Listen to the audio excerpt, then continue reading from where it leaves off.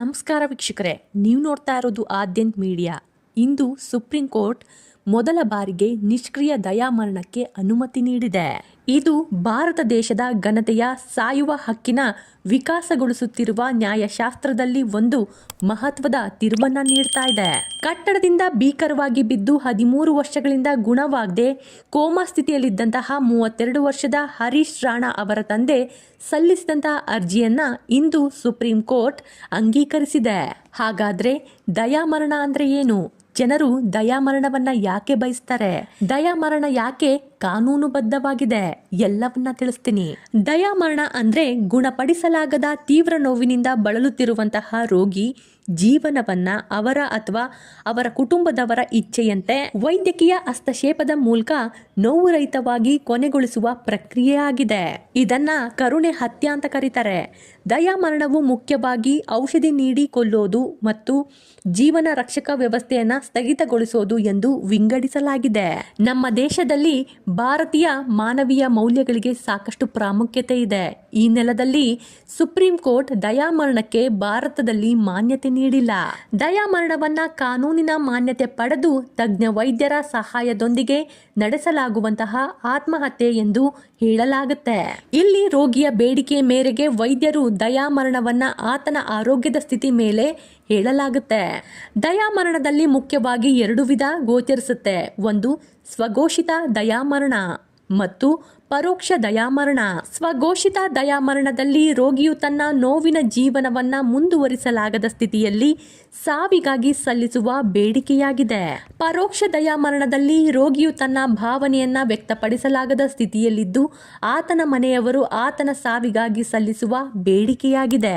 ಜಗತ್ತಿನಲ್ಲಿ ಹೆಚ್ಚಿನ ರಾಷ್ಟ್ರಗಳು ಪರೋಕ್ಷ ದಯಾಮರಣವನ್ನ ಕೊಲೆ ಎಂದು ಪರಿಗಣಿಸಿ ಮಾನ್ಯತೆ ನೀಡಿಲ್ಲ. ದಯಾಮರಣ ನೀಡುವ ಪ್ರಕ್ರಿಯೆಯನ್ನ ಹಲವು ರೀತಿಯಲ್ಲಿ ಅನುಸರಿಸಲಾಗ್ತಿದ್ದು ಮುಖ್ಯವಾಗಿ ರೋಗಿಗೆ ಈಗಾಗಲೇ ಒದಗಿಸಲಾದಂತಹ ತಾತ್ಕಾಲಿಕ ಜೀವ ಉಳಿಸುವ ಔಷಧಿ ಉಪಚಾರಗಳನ್ನ ಸ್ಥಗಿತಗೊಳಿಸುವ ಮೂಲಕ, ಹಾಗೆ ವಿಷದ ಸಿರಿಂಜ್ಗಳನ್ನು ನೀಡುವ ಮೂಲಕ, ಹಾಗೆ ಹಲವು ಇತರೆ ವಿಧಾನಗಳ ಮೂಲಕ ದಯಾಮರಣವನ್ನ ಹೊರ ರಾಷ್ಟ್ರಗಳಲ್ಲಿ ಆಚರಣೆ ಮಾಡಲಾಗ್ತಾ ಇದೆ. ದಯಾಮರಣವನ್ನ ನಮ್ಮ ದೇಶದ ಕಾನೂನು ಯಾಕೆ ಅಷ್ಟು ಈಸಿಯಾಗಿ ಒಪ್ಪೋದಿಲ್ಲ ಅಂದ್ರೆ ಅದಕ್ಕೆ ಬಹಳಷ್ಟು ಕಾರಣ ಇದೆ. ದಯಾಮರಣ ಅನೈತಿಕ ಮತ್ತು ಮಾನವ ಜೀವನವನ್ನ ಅಪಮೌಲ್ಯಗೊಳಿಸುತ್ತೆ. ನಮ್ಮಲ್ಲಿ ಯಾರ ಜೀವವನ್ನ ತೆಗೆಯಲು ಯಾರಿಗೂ ಹಕ್ಕಿಲ್ಲ. ಸ್ವಂತ ಕರ್ಮದ ಮೇಲೆ ದುಃಖ ಇರೋದ್ರಿಂದ ಅವರ ಜೀವನವನ್ನ ತೆಗೆದುಕೊಳ್ಳುವ ಹಕ್ಕು ಯಾರಿಗೂ ಇಲ್ಲ. ಈ ಒಂದು ಪ್ರಕ್ರಿಯೆ ದುರುಪಯೋಗ ಆಗುವ ಸಾಧ್ಯತೆ ಬಹಳನೇ ಹೆಚ್ಚಾಗಿರುತ್ತೆ. ದಯಾಮರಣವು ಆತ್ಮಹತ್ಯೆಗೆ ಹೋಲುತ್ತೆ, ಹಾಗಾಗಿ ಅನುಮತಿ ನೀಡಲಾಗಲ್ಲ. ಇದು ವೈದ್ಯಕೀಯ ನೀತಿಶಾಸ್ತ್ರ ಮತ್ತು ಸಾರ್ವಜನಿಕ ನೀತಿಗೆ ವಿರೋಧವಾಗಿದೆ. ವೈದ್ಯಕೀಯ ನೀತಿಶಾಸ್ತ್ರದ ಪ್ರಕಾರ ಯಾರ ಜೀವವನ್ನ ತೆಗೆಯೋಕ್ಕೂ ಯಾರಿಗೂ ಅಧಿಕಾರ ಇಲ್ಲ. ಹಾಗಾಗಿ ಸಾಮಾಜಿಕ ರೂಢಿಗಳಿಗೆ ವಿರೋಧವಾಗಿದೆ. ಮಾನವನ ಜೀವನವು ಭರವಸೆ ಮೇಲೆ ಆಧಾರವಾಗಿದೆ. ಆದ್ರಿಂದ ಯಾರ ಜೀವಿತ ಅವಧಿಯನ್ನ ನಿರ್ಧರಿಸುವ ಸಾಮರ್ಥ್ಯ ಯಾರಿಗೂ ಇರೋದಿಲ್ಲ. ಆದ್ರೆ ಕೆಲವೊಂದು ಪ್ರಕರಣಗಳಲ್ಲಿ ಕೋರ್ಟ್ ಕೂಡ ದಯಾಮರಣಕ್ಕೆ ಒಪ್ಪಿಕೊಳ್ಳುತ್ತೆ. ರೋಗಿಯು ನೋವಿಲ್ಲದೆ ಕಂಪ್ಲೀಟ್ ಆಗಿ ಕೋಮಾ ಸ್ಟೇಜ್ ಅಲ್ಲಿದ್ದಾನೆ ಅಂದಾಗ ಅವನ ಕುಟುಂಬ ಸದಸ್ಯರು ಅವನ ಜೀವನವನ್ನ ಕೊನೆಗೊಳಿಸುವ ನಿರ್ಧಾರಗಳನ್ನ ಪರಿಗಣಿಸಬೇಕು. ದಯಾಮರಣವು ನೋವು ಮತ್ತು ಸಂಕಟವನ್ನ ನಿವಾರಣೆ ಮಾಡುತ್ತೆ. ಜೊತೆಗೆ ರೋಗಿ ದೀರ್ಘಕಾಲದಿಂದ ಮರಣವನ್ನ ಎದುರಿಸುವ ನಿರೀಕ್ಷೆಯಲ್ಲಿದ್ದಾಗ ಸಾಯಲು ಸಹಾಯ ಮಾಡುತ್ತೆ. ದಯಾಮರಣವು ರೋಗಿಯನ್ನ ದೈಹಿಕ ನೋವಿನಿಂದ ಮಾತ್ರವಲ್ಲದೆ ಮಾನಸಿಕ ನೋವಿನಿಂದಲೂ ಮುಕ್ತಗೊಳಿಸುತ್ತೆ. ಕೆಲವು ಸಂದರ್ಭಗಳಲ್ಲಿ ಮರಣದ ಆಯ್ಕೆಯು ಕೂಡ ಬದುಕುವ ಹಕ್ಕಿನಷ್ಟೇ ಮೂಲಭೂತವಾಗಿರುತ್ತೆ. ಹಾಗಾಗಿ ಭಾರತದ ಸುಪ್ರೀಂ ಕೋರ್ಟ್ 2018ರ ಮಹತ್ವದ ತೀರ್ಪಿನಲ್ಲಿ ಕೆಲವು ಕಟ್ಟುನಿಟ್ಟಿನ ಮಾರ್ಗಸೂಚಿಗಳ ಅಡಿಯಲ್ಲಿ ನಿಷ್ಕ್ರಿಯ ದಯಾಮರಣಕ್ಕೆ ಅನುಮತಿ ನೀಡಿದೆ.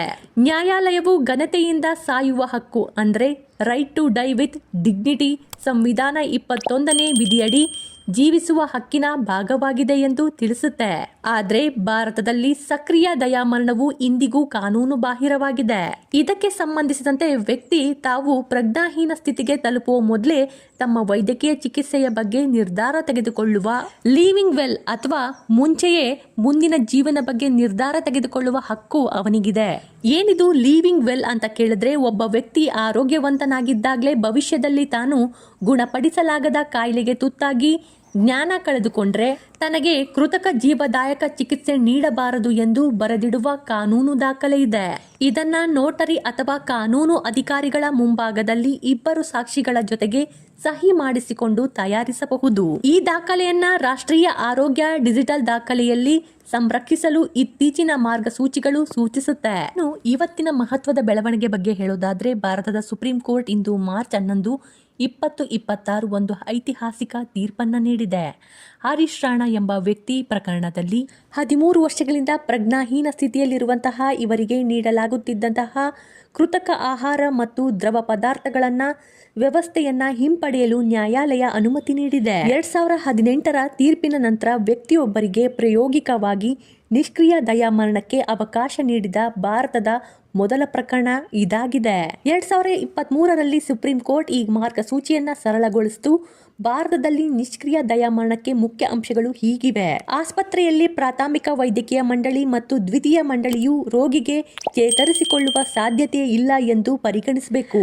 ರೋಗಿಯು ಒಪ್ಪಿಗೆ ನೀಡಲು ಸಾಧ್ಯವಾಗದೇ ಇದ್ರೆ ನಿಕಟ ಸಂಬಂಧಿಗಳು ಅಥವಾ ಕಾನೂನು ಪಾಲಕರಾದಂತಹ ವ್ಯಕ್ತಿಗಳು ಪ್ರಕ್ರಿಯೆಯನ್ನ ತೆಗೆದುಕೊಳ್ಳಬಹುದು. ಅಂದ್ರೆ ಇದು ವೈದ್ಯಕೀಯ ಮತ್ತು ನ್ಯಾಯಾಂಗ ಅಧಿಸೂಚನೆಗೆ ಒಳಪಟ್ಟಿರಬೇಕು. ಇನ್ನು ಹರೀಶ್ ರಾಣಾ ಅವರ ಕೇಸ್ನಲ್ಲಿ ನಿಷ್ಕ್ರಿಯ ದಯಾಮರಣ ಪ್ರಕ್ರಿಯೆಯನ್ನ ವಿವರಿಸ್ತಾ, ಇಲ್ಲಿ ಅವರ ಆಹಾರ ನಾಳಗಳನ್ನ ತೆಗೆದುಹಾಕಲಾಗುತ್ತೆ.